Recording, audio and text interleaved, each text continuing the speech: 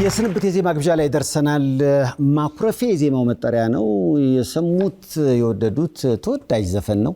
ካሁን በፊት በባላገሩ ላይ ታቋታላችሁ። አሁን ይህን ነጠላ ዜማ አቅርበዋለች። ዛሬም ከቅኝት ባንድ ጋር እዚሁ እናየዋለን አይደለ? መስከረምን እስኪ ሞቅ አድርጋችሁ ወደዚህ ጋብዟት መስኪ።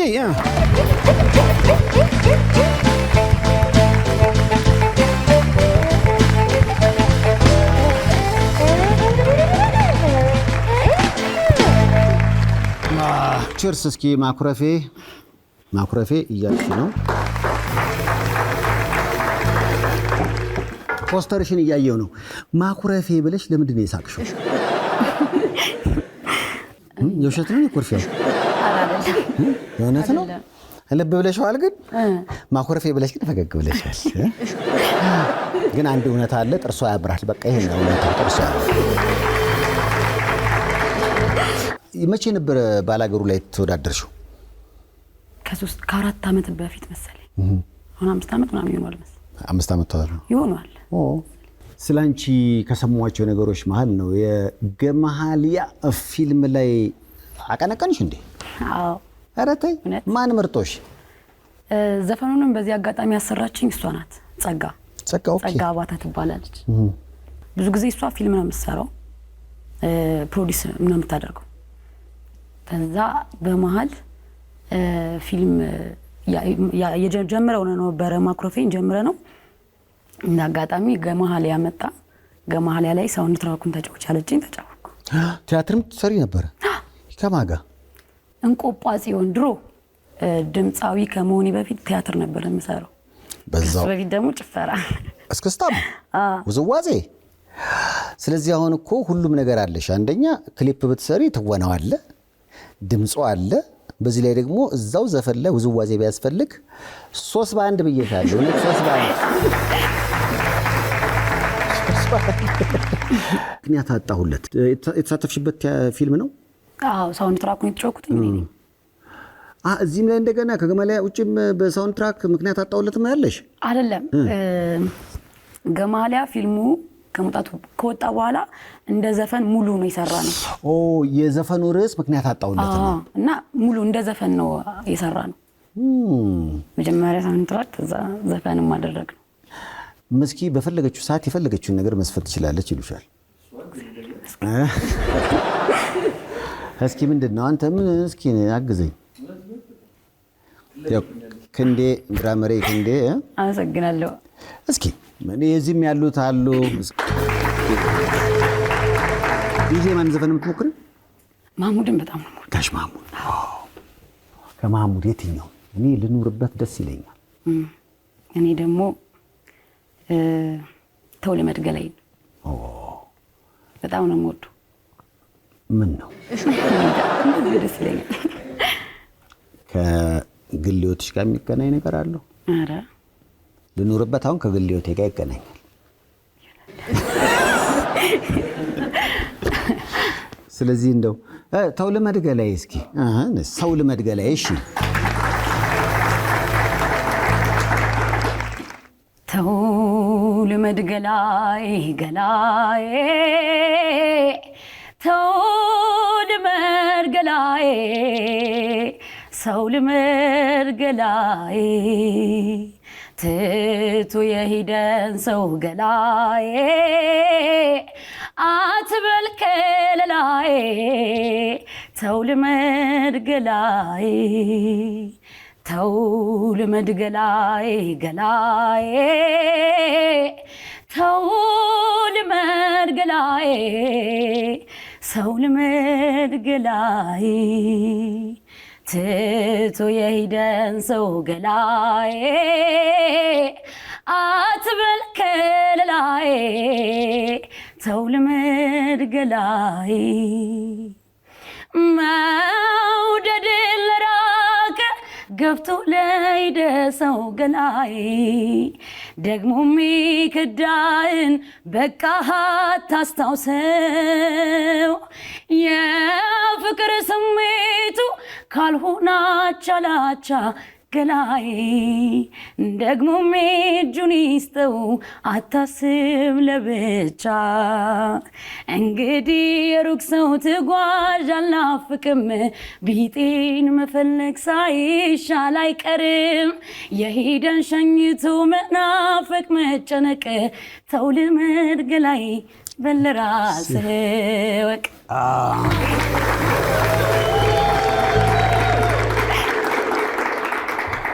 በራስሽ መንገድ ነው ደስ ይላል ማለት አሁን ለምሳሌ ጋሽ ማሙድ ሌሎች ሲሞክሩት እሱን ለመምሰል ይሞክራሉ አንቺ በራስሽ መንገድ የበዛ ወርቅ ሞክረሽ ታውቂያለሽ እንዲህ የሆነ ነገር ስለ ቃና ሰማው ይሉሻል ሰዎች እኔም በጣም ነው የምወደው አይደለ እስኪ የትኛው ዘፈን ደስ ይልሻል ከሷ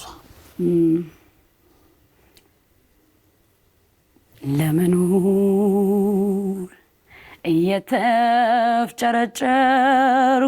በምድር ሕይወቴን በደስታ ለማለፍ ብሞክር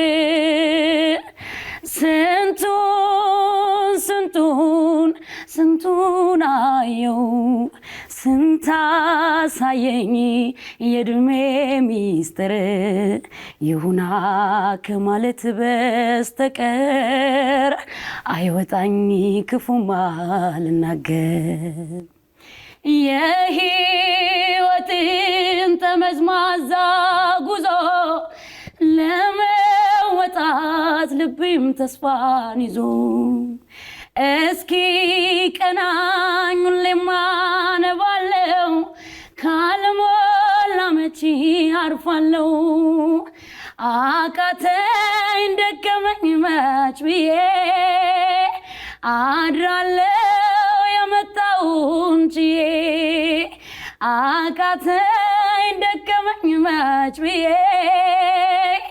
አድራለው የመጣውን ችዬ ኖሮንማ ብኖር እንደ ልቤ ቢሞላልኝ ባድር እንደ ሐሳቤ ቢሆንማ ቢሳካ ምኞቴ ሰው ለመሆን ነበረ ጉጉቴ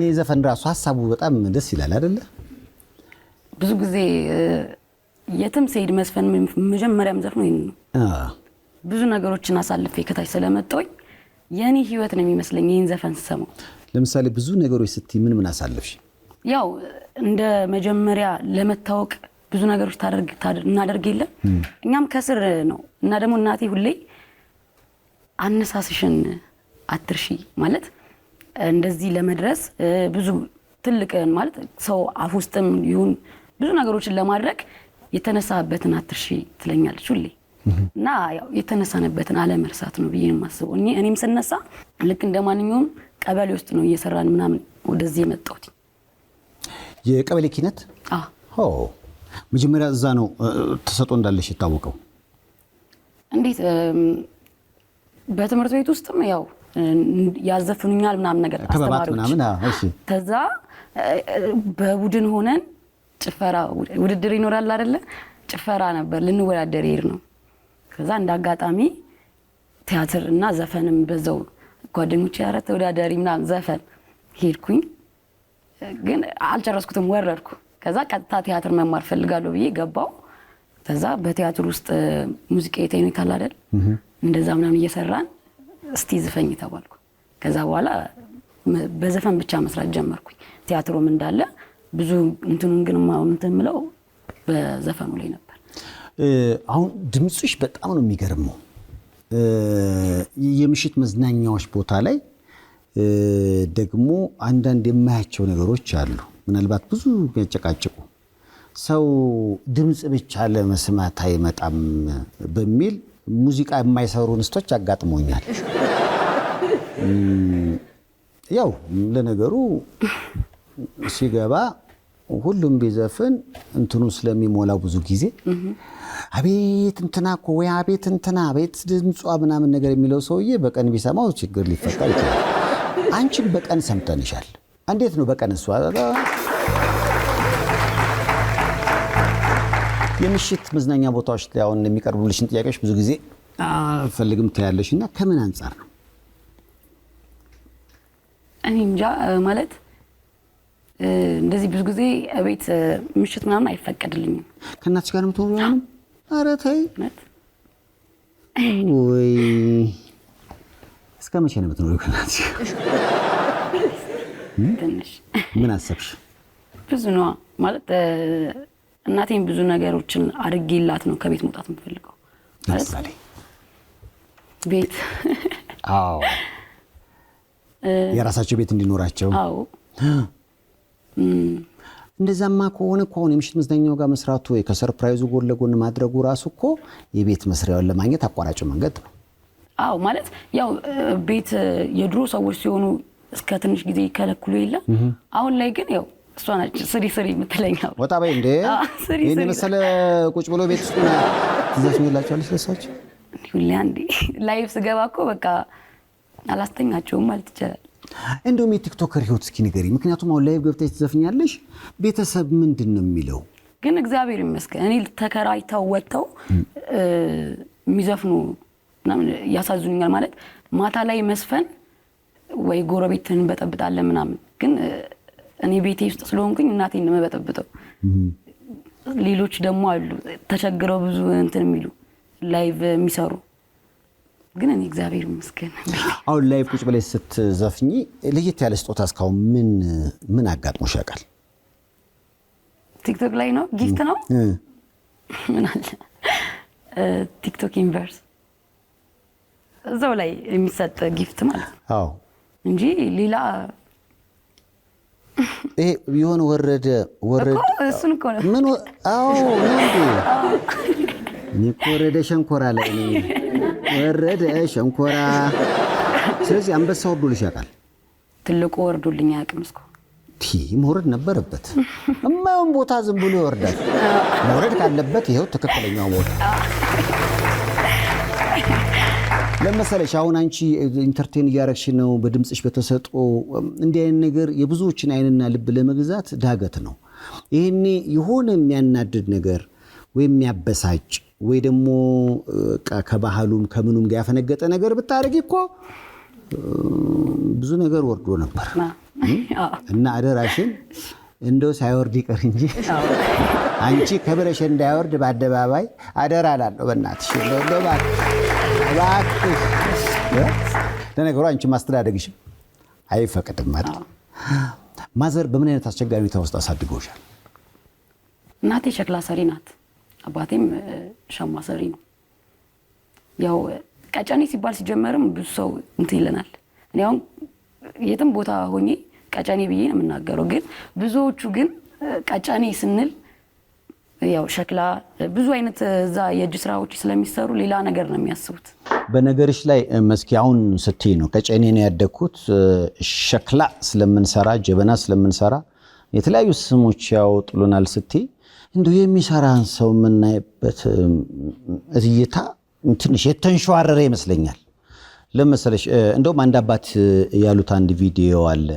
የሚሰሩ ሰዎችን የተለያየ ስም እንሰጣቸዋለን። የሆነ ነገር በቃ ተጣጥሮ ሲሰራ ሷጭ በርብሮ ነው፣ ነጮቹ የሆነ ነገር ሲያደርጉ በመልካም ይታያል፣ ለኛ ሲሆን እንደዚህ ነው ብለው ተናደው የተናገሩት ንግግር እንደው ማስታወሽኝ። እሱን ቆይ ልጋብዝሽና እንመለሳለን። እስኪ ጋብዟት። እኛ መድኃኒት ስንሰራ ጥንቁልና ነው፣ እነሱ ሲያመርጡት ፋርማሲ ነው። እኛ ልብስ ስንሰራ ሽመና ነው፣ እነሱ ሰሩት ቴክስታይል ነው። አይደለም ወይ? እኛ ብረት አዘጋጅተን ቀጥቅጠን መስቀል ስናዘጋጅ ቀጥቃጭነት ነው፣ እነሱ ሰሩት ደግሞ ብረታ ብረት ኢንጂነሪንግ ነው፣ አውቶ ሜካኒክ ነው። አይደለ? የኛ ሊቃውንት ቆዳ ፍቀው አዘጋጅተው ብዕር ቀርጸው ብራና ዳምጸው መጽሐፍ ጽፈው ሲያዘጋጁ ይሄ ቆዳ ፋቂነት ነው።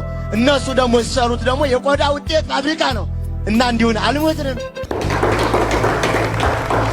ስለዚህ ይሄው ነው በቃ የሚሰሩ ሰዎችን ማበረታታት ነው ያለብን።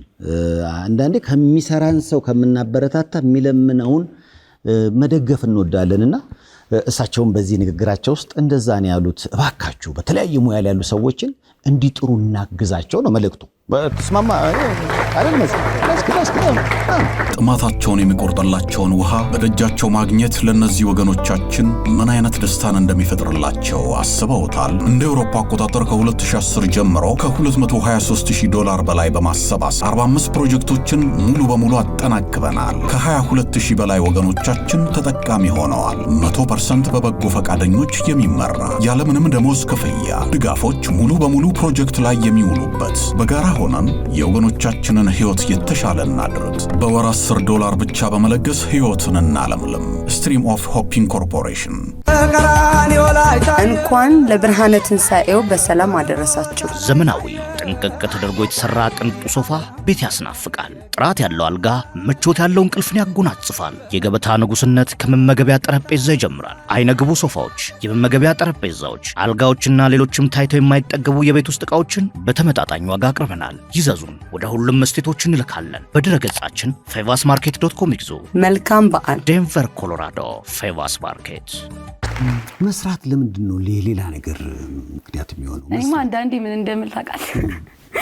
ጀበና አሁን ማለት የእጅ ስራ ነው፣ ግን ብዙዎቹ ቡና ይጠጡበታል። ይጠጡበት ለምን ነው የሚሳደቡት ብዬ አስባለሁ።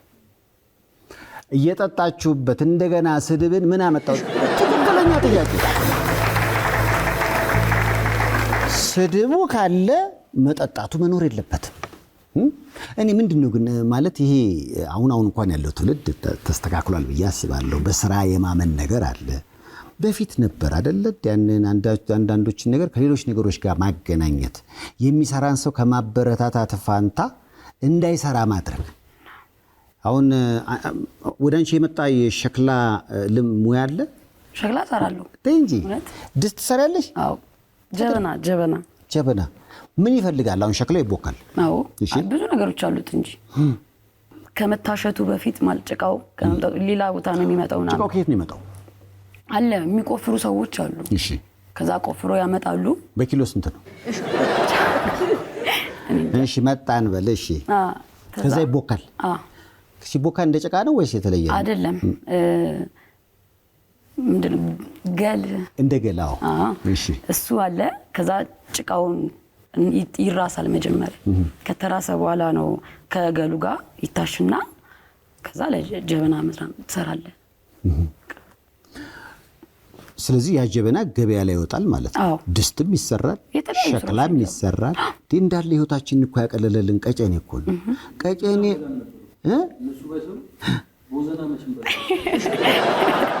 ቀጨኔ እነ መስኪ ባይኖሩ ኖሮ ቦዘና ሽሮ አልበላም ነበር ብሎ ሐሳብ ነው።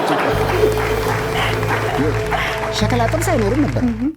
አዳሜ ሸክላ አትበላም ነበር። አንተ በተለይ ሸክላ ጥብስ የሸክላ ነገሮች ላይ አሁን እንዳየው ታውቂያለሽ? ካምፋየር ራሱ በትልቅ ጋን የሆነ አንድ ሀብታም ሰውዬ ቤት ያየሁት እንጨት ይገባል። ትልቅ ጋን ነው። በዛ እንዴ ካምፋየር በጋን ምክንያቱም ሜዲን ቀጨኔ ያለ የሚያኮራኩን እንዴ እኔ ደስ ይለኛል። ማለት ያው አስተዳደግሽ ነው እንዳልከኝ ብዙ ነገሮችን እያየን ያደግ ነው። ጀበና እናቴ ስትሰራ ቁጭ ብዬ አብሬ እሰራለሁ። አባቴም ሸማ ሲሰራ አየዋለሁ። ሞክሬ አላቅም ግን አየዋለሁ እንዴት እንደሚሰራ እንዴት ለፍቶ እንደሚያሳድገኝ። ምክንያቱም ብዙ ክሮች ሊወደዱበት ይችላሉ። የሚገዛቸው ማቴሪያሎች ምናምን ሊወደዱበት ይችላሉ። እናቴም እንደዛው አንዳንዴ ላያመጡላቸውም ይችላሉ ምናምን። ብቻ ሌላም አሉ። እኔ እያሰብኩ ነበር አሁን እናንተ ቤት ብረት ድስት የለም። ቤት ይኖራል። በተከከለ ቆይ ኩባያ ሳለ ይሰራል። የድሮ ኩባያ አለ። አዎ ከሸክላ አያታችን ያስቀምጠች። አዎ ስለዚህ እሱም መጠጫ አለ። በቃ ምንድነው ብረት ምጣዱ፣ ምንድነው ምድጃው፣ ምጣዱ ሁሉም ነገር አለ። አሁን ዝም ብዬ ሳስብ በቃ ምን ያህል አሪፍ ነገር እንደምትበይም ታሰበኝ።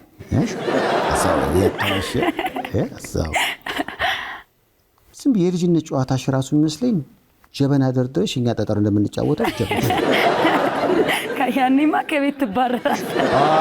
ብር ነዋ። እና ጀበና ሰብረሽ ታውቂያለሽ? አዎ። ምንም አትበይም እርግጠኛ እኔ እኮ በርበሬ ታጠኛለሁ። አንቺ ስበሬው ነገ ይሰራል።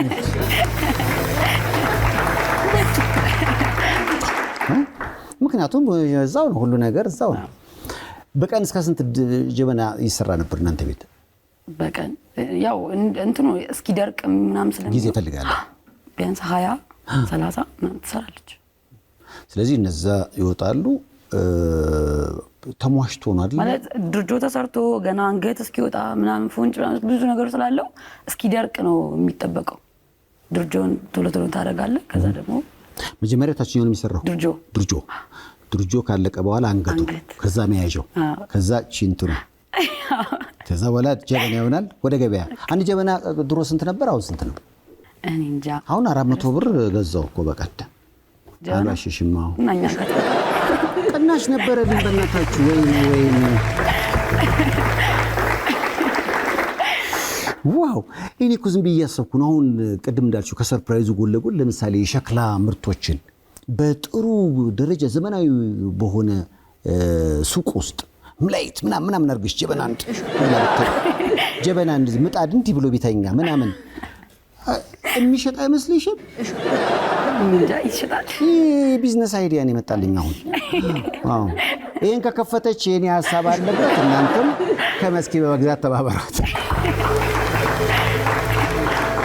መስከረም ላይ ስለተወለድሽ ነው መስከረም የተባልሽው? እንግዲህ መስለኛል። ለዚህ ነው ሴፕቴምበር ልትባይ አትችልም። መስከረም ላይ መስከረም ኡስማን። አዎ ፋዘር አሁንም ሽመና ላይ ናቸው? አዎ ይሰራሉ። ስለዚህ የልብስ ችግርም የለም። ቤታችን ውስጥ ደግሞ ጠላፊም ሰፊም አለ። በጸሎት ያክስቴ ልጅ ናት። አቤል ደግሞ ያጎቴ ልጅ ነው። ሰፊ ነው እሷ ደግሞ ጠላፊ ናት። ዋው! ታዲያ ዛሬ እንዴት በጅንስ እንግዲህ ድጋሚ መምጣት አይቀርም። ባልበም አቤት ያኔ እኔንም ነው የምታለብሰኝ እና ግድ ባንዱም ይለብሳል። የወንድ ጠላፊና ይታየኛል። የዛ ሰው ይበላል። አሁን ሙሉ አልበም እየሰራሽ ነው? ጀምረናል። እንግዲህ እስክንጨርሰው ያልቃል፣ በደንብ ያልቃል። ምክንያቱም ቆንጆ አልበም ነው የምትሰሪው። ቤተሰብሽን በጣም ተወጃለሽ፣ አስምረሽ ነው የምትኖሪው።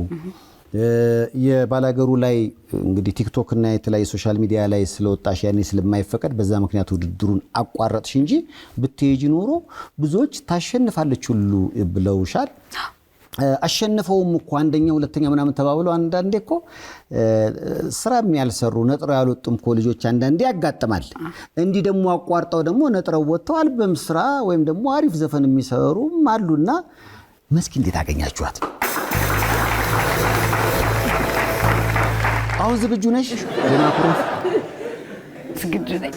እንዴ በዚህ ሳቄታነቷ ደግሞ ማኩረፌ ምናምን ማለቷ ትንሽ ያልተጣጣመልኝ። በተቻለ መጠን አኩርፈሽ ለመዝፈን ሞክሪ። ዝግጁ ናችሁ እናንተ? ከቅኝት ባንድ ጋር መስከረም ኡስማን ማኩረፌ ይቀጥላል። መልካም እድል። እሺ፣ ከመልክቶች በኋላ